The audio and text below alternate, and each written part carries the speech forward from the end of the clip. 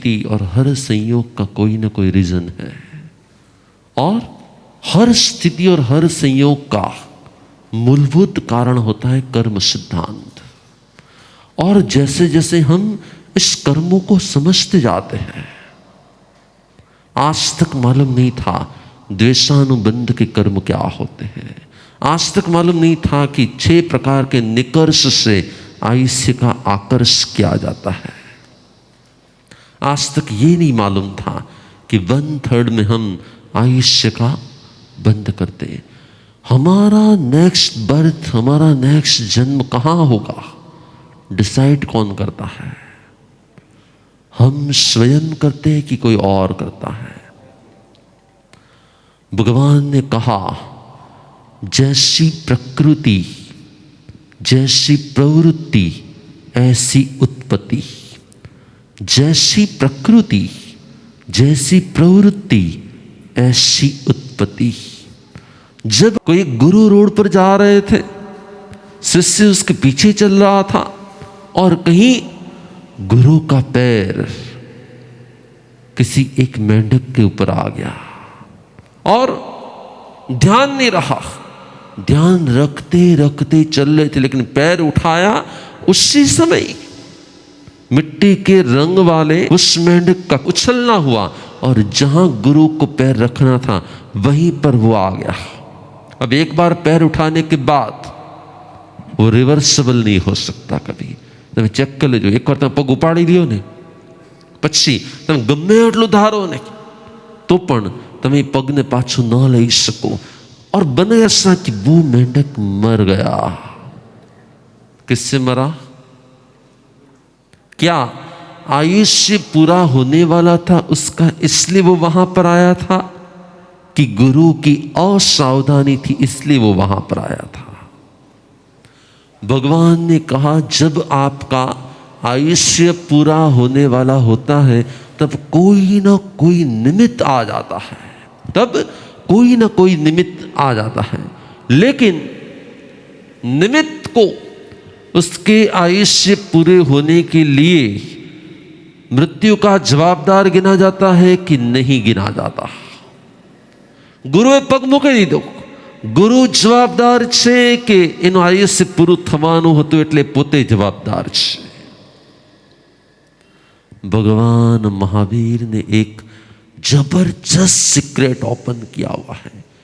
कोई भी जीव किसी भी जीव को कभी मार नहीं सकता, कोई भी जीव किसी भी जीव को कभी मार नहीं सकता। हाँ, मुझे मारना नहीं चाहिए, ऐसी जो खुद की सावधानी होती है, जिसे भगवान ने अप्रमत्ता कहा है। जीव अपनी सावधानी की हिंसा करता है। क्या करता है? वो जीव की हिंसा करता है कि अपने अंदर की करुणा की हिंसा करता है? बोलो।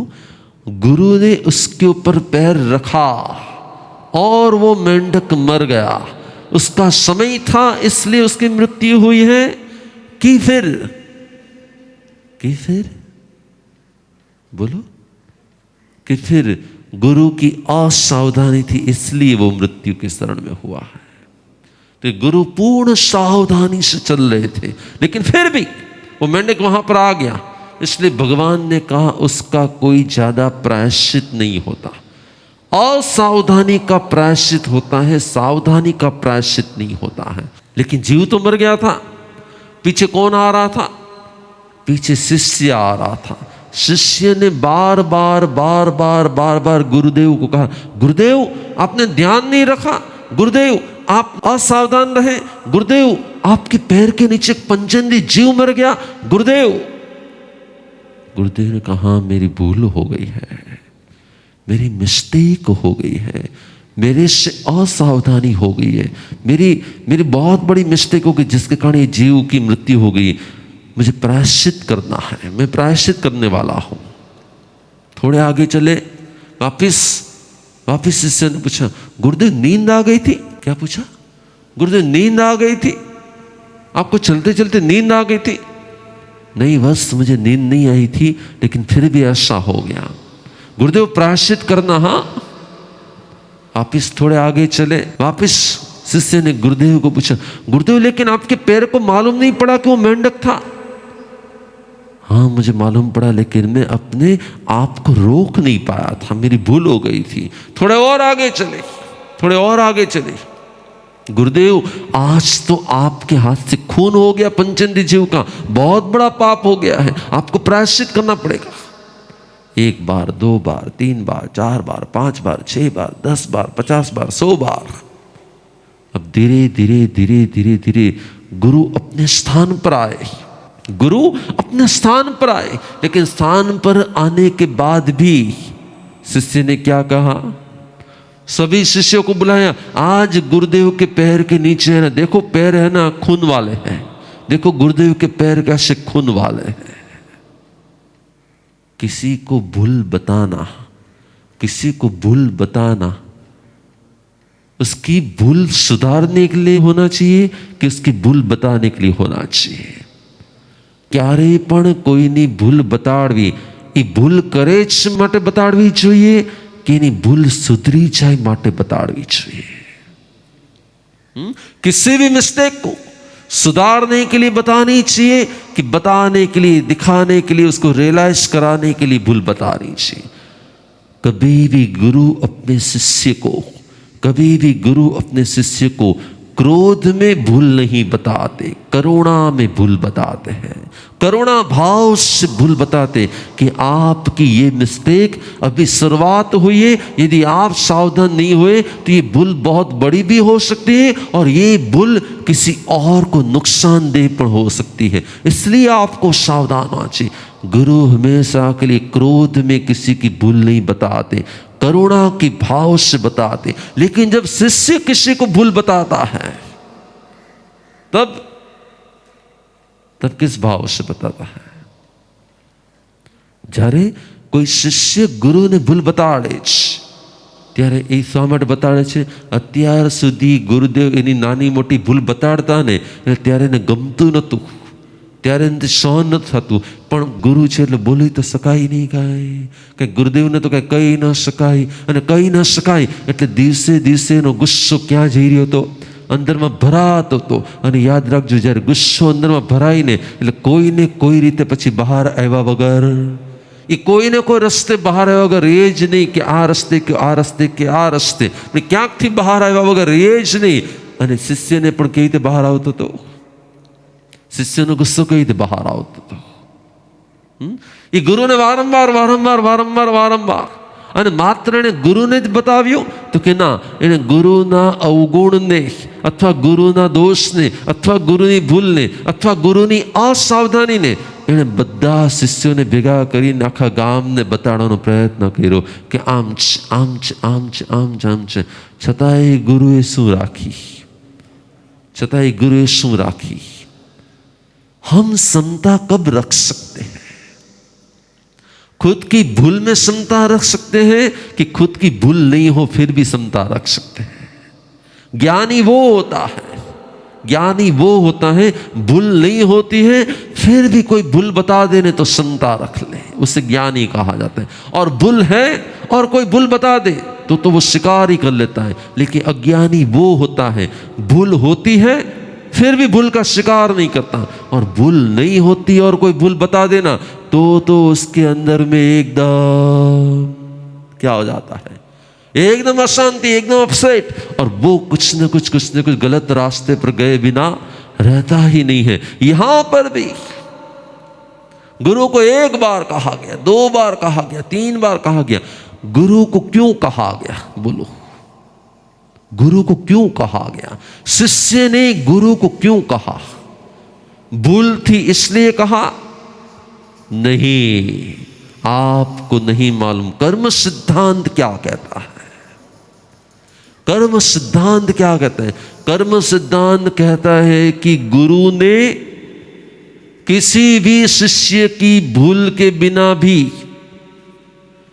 उसको कहीं ना कहीं सलाह दी थी, कहीं ना कहीं सूचन दिया था, और कहीं ना कहीं उसको आपने भूल की है ऐसा गुरु ने किसी शिष्य पर आक्षेप रखा था। जब गुरु ने असावधानी में किसी भी शिष्य की भूल बताने के लिए उसके ऊपर नहीं तुमने ऐसा किया है, तुमने ऐसा किया था, ऐसा पास्ट में आक्षेप किया होता है। इसीलिए वही कर्मों के फल के रूप में आज शिष्य को क्या मन हो रहा है, वो बार बार बार बार बार बार गुरु को कह रहा है। गुरु की भूल है इसलिए वो नहीं कह रहा। गुरु की कौन से कर्मों का उदय है? गुरु ने किसी के ऊपर आक्षेप किया था, गुरु ने किसी को बिना भूल के भूल बताई थी, गुरु ने भी पास्ट में किसी के साथ ऐसा दुर्व्यवहार किया था। और वही पास्ट, एक बात याद रखना, जब भी आपको कोई आपकी भूल बताए ना, जब भी आपको आपकी कोई भूल बताए ना, तब आपके मन में दो विचार आएंगे। यदि भूल की होगी ना तो ठीक है, आपकी आंखें झुक जाएगी। लेकिन यदि भूल नहीं की होगी ना तो आपकी आंखें क्या हो जाएगी? छोटी हो जाएगी कि बड़ी हो जाएगी?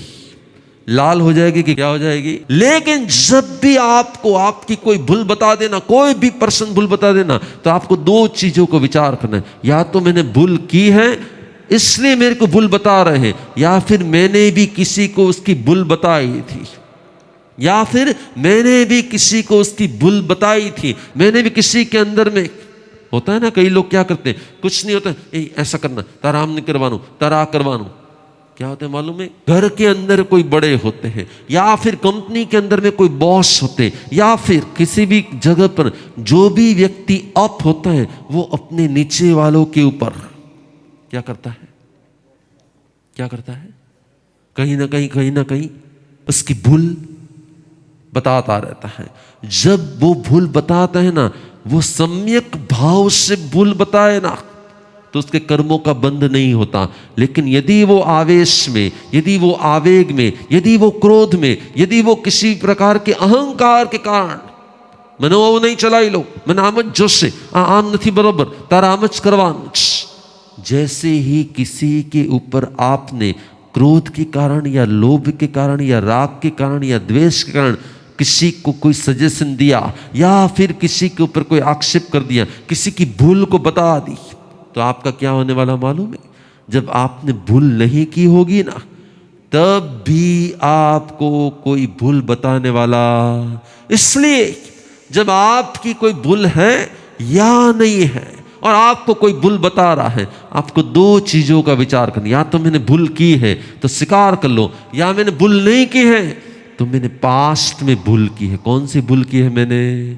मैंने भी किसी को बिना वजह की भूल बताने का प्रयत्न किया है, इसलिए आज मेरी भूल नहीं है ना, फिर भी मुझे सुनना पड़ रहा है। जरा सांभळવું પડે ને ત્યારે વ્યક્તિને બહુ મીઠું લાગે કે બહુ કડવું લાગે? તો ભૂલ ન કરી હોય અને જો તમને કોઈક સંભળાવી દે ને તો ત્યારે તમારું બેલેન્સ કેટલું રહે? થોડુંક રહે કે બહુ વધારે રહે? બહુ વધારે રહે કે જરાય ના રહે? શું થાય? ત્યારે આપણું બેલેન્સ રાખવું બહુ અતિ કઠિન હોય। यहां पर भी क्या हुआ? भूल थी कि नहीं थी? भूल थी कि नहीं थी? बोलो यस और नो। वो गुरु की भूल थी कि नहीं थी? हमारे बॉडी के मसल्स, कई मसल्स क्या होते हैं, हमारे ऑर्डर पर चलते हैं, और कई मसल्स एक बार ऑर्डर निकल गया, फिर जब तक दूसरा ऑर्डर नहीं निकलता ना, तब तक वही एक्शन में एक्टिव रहते हैं, तब तक वही एक्शन में एक्टिव रहते हैं। पैर एक बार उठ गया था और फिर आंख ने देखा कि मेंढक है, तब तक मैं पैर नीचे आ रहा था, अपने ब्रेन तक पहुंचा मैसेज कि कोई मेंढक है वहां पर आ रहा है। अब क्या ब्रेन मैसेज देगा? नहीं, पैर नहीं रखना है। लेकिन तब तक में वो मैसेज अपने पैर को पहुंचे, तब तक में तो क्या हो गया था? पैर।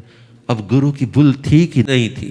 गुरु की भूल नहीं थी, लेकिन फिर भी शिष्य ने उसको बार बार याद रखना। जब आप किसी संस्था में, जब आप किसी परिवार में, जब आप किसी भी क्षेत्र में अनुशासक हो ना, तब आपको सामने वाले की भूल कितनी बार बतानी चाहिए? एक बार, दो बार की अनेकों बार? कितनी बार बतानी चाहिए? एक बार, दो बार, और फिर आपको क्या हो जाना चाहिए? मौन हो जाना चाहिए। लेकिन हम अपनी सेल्फ को कंट्रोल नहीं कर पाते, और कंट्रोल नहीं कर पाते, इसलिए बार बार बताते। और जब सामने वाले के ऊपर बार बार वार किया गया, यहां गुरु को भी क्या हुआ, सबको बुलाया, सबको बताया देखो गुरु के पैर है ना खून से रंगे हुए हैं। गुरुदेव ने कहा हाँ आज मेरी मिस्टेक हो गई और एक मेंढक मर गया, मुझे बस प्रायश्चित करने। गुरु ने अपने पैर को धो डाले, सब कुछ हो गया। गुरु प्रायश्चित करने में बैठ गए, शाम हो गई थी, प्रतिक्रमण का समय हो गया था, प्रतिक्रमण की आराधना करने लगे। गुरु ने प्रायश्चित भी कर दिया, सब कुछ फिनिश हो गया, लेकिन फिर भी वो शिष्य, गुरुदेव प्रायश्चित किया कि नहीं किया? अरे मैंने किया प्रायश्चित, हाँ हो गया प्रायश्चित। कितने उपवास का लिया, क्या प्रायश्चित किया आपने? ये तुम्हारा अधिकार नहीं है कि हमने कौन सा प्रायश्चित। अब और भी वो बार बार क्या हुआ, लास्ट में गुरु का भी खुद पर क्या नहीं रहा, कंट्रोल नहीं रहा। और जैसे कंट्रोल नहीं रहा, कौन से कर्मों का उदय आया? उसको मोहनी कर्म का उदय आ गया। और जैसे ही मोहनी कर्म का उदय आया, उन्हें क्रोध का उदय आ गया। और जैसे ही क्रोध का उदय आया, अपने आप में उदय आया कि निमित्त के कारण उदय आया? निमित्त के कारण उदय आया कि और कुछ हुआ? गुरु को क्रोध नहीं करना था, गुरु को क्रोध में नहीं जाना था, गुरु को एकदम शांत रहना था। आगम में उत्तराधीन सूत्र के पहले अध्ययन में आता है, कई शिष्य ऐसे होते हैं जो शांत गुरु को भी क्रोधित कर देते हैं, और कई शिष्य ऐसे होते हैं जो क्रोधित गुरु को भी मियुम्पि चंडम पकरंती सीसा। भगवान ने उत्तराधीन सूत्र में कहा मियुम्पि, जो एकदम शांत और मृदु गुरु होते हैं ना, मियुम्पि चंडम पकरंती सीसा। कई शिष्य ऐसे होते पकरंती, गुरु को भी क्या कर देते हैं। यहां पर भी क्या हुआ, गुरु के क्रोध का उदय हुआ कि फिर उदीर्णा करवा दी। जो कर्म आज उदय में नहीं आने वाला है, 10 साल के बाद, 50 साल के बाद, 100 साल के बाद जो उदय में आने वाला है, वो कर्मों को निमित्त के कारण से आज उदय में आ जाना, उसे क्या कहा जाता है? जो मैंगो अपने वृक्ष के ऊपर, ट्री के ऊपर 2 महीने के बाद पकने वाली है, उसको आज ही उतार के केमिकल में डाल दिया तो आज ही पक जाती है कि नहीं पक जाती? वरना कितनी टाइम लगता है, उसको 2 महीने लगने वाले थे। इसी प्रकार से जो कर्मों का फल 2 महीने के बाद मिलने वाला है, उसको आज ही उदय में लेकर आ जाना, उससे उदीर्णा कहा जाता है। शिष्य ने गुरु का उदय कराया कि उदीर्णा करवा दी? क्या गुरु नॉर्मली गुस्से में आने वाले थे? नहीं, गुरु नॉर्मली गुस्से में नहीं आने वाले थे, लेकिन शिष्य के निमित्त से गुरु के भी क्रोध का क्या हो गया, उदय हो गया, उदीर्णा होकर उदय हो गया। और गुरु एकदम गुस्से में आकर, अंधेरा था और वो शिष्य को एकदम ही वो मारने दौड़े। कहा जाता है कि उसका मस्तक अंधेरे में जब क्रोध व्याप्त होता है ना, तब ज्ञान बंद हो जाता है, और जब ज्ञान खुल जाता है ना, तब क्रोध बंद हो जाता है। आप याद रखना, जब ज्ञान उदय में आता है, खुल जाता है, तब क्रोध बंद हो जाता है, और जब क्रोध आता है ना, तब ज्ञान, गुरु दौड़े, ध्यान नहीं रहा, और एक बहुत बड़ा पिलर था, उसके साथ क्या हो गया, उसका मस्तिष्क भटकाया, और वहीं के वहीं ब्रेन हेमरेज, फिनिश, क्या हो गए, उनका काल धर्म हो गया। अब उनकी मृत्यु में शिष्य, बोलो, निमित्त है कि नहीं है? उनकी मृत्यु में शिष्य निमित्त है कि नहीं है? गुरु के कौन से आयुष्य का उदय था? गुरु के कौन सी, ये स्टोरी तो आपने बहुत बार सुनी थी, लेकिन आपने ये कॉन्सेप्ट से कभी नहीं सुनी थी। वो गुरु के कौन से आयुष्य का उदय था? सोपक्रम आयुष्य था कि निरुपक्रम आयुष्य था? उनके कौन से कर्मों का उदय था? सोपक्रम ब्रेकेबल आयुष्य, और निरुपक्रम अनब्रेकेबल आयुष्य। निरुपक्रम आयुष्य वाले को दरिया में फेंक दो, बच के बाहर आ जाएगा। निरुपक्रम आयुष्य वाले को आधा काट डालो, बच जाएगा। लेकिन सोपक्रम आयुष्य वाले को कोई जरा सा धक्का लगता है ना, तो उसके पीछे बंधी हुई सभी गन्ने के टुकड़े क्या हो जाते हैं, क्योंकि वो प्रॉपर रूप में बंधे हुए नहीं होते हैं। इसी प्रकार से इसके भी आयुष्य का अंत हो गया और कहा जाता है कि वहां से मृत्यु होकर वो क्या बन गया, वो गुरु क्या बन गया, क्या बन गया, चंड कौशिक सांप बन गया। क्या बन गया था, चंड कौशिक सांप बन गया था। सांप बना, उसमें निमित्त कौन था, सांप बन गया, उसमें निमित्त कौन था, उसके खुद के कर्मों के उदय थे कि फिर शिष्य का निमित्त था। वो चंड कौशिक सांप बन गया जिसने भगवान महावीर को भी डस लिया था। ऐसा सांप, इतना भयंकर सांप क्यों बन गया, क्योंकि पास्ट में उसके क्रोध की क्या करवा दी थी, उधीड़ा करवा दी थी। और भी एक सीक्रेट समझने जैसा है आपका, मृत्यु के समय जो नेचर होता है ना, अगले जन्म का वही नेचर होता है। मृत्यु के समय जो नेचर होता है ना, अगले जन्म का वही नेचर होता है। कई लोग गुस्से में मृत्यु होती है तो अगला जन्म पूरा कैसा होने वाला है, क्रोध क्रोध क्रोध क्रोध क्रोध।